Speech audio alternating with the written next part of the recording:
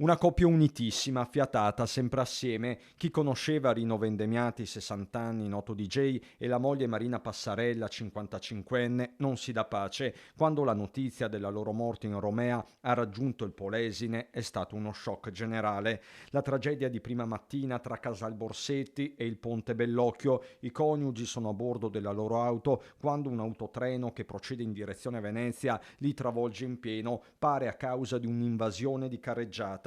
Una traiettoria impazzita, almeno 3 auto e un furgone riescono a schivare il tir finendo fuori strada. L'impatto non lascia scampo a marito e moglie, inutili tentativi di rianimazione da parte dei sanitari, ferito gravemente ma fuori pericolo di vita il camionista, un 32enne ucraino. Conseguenze fortunatamente non letali per altre 4 persone che vengono portate tra gli ospedali di Cesena e Ravenna. Sul posto vigili del fuoco e polizia locale per i rilievi, il tratto di strada viene chiuso con disagi inevitabili. Rino e Marina, una passione in comune per la musica e il ballo, vivevano a Portoviro, dove il sindaco Mario Mantovan ha subito espresso la vicinanza dell'intera comunità, scontata l'apertura di un fascicolo per omicidio stradale plurimo.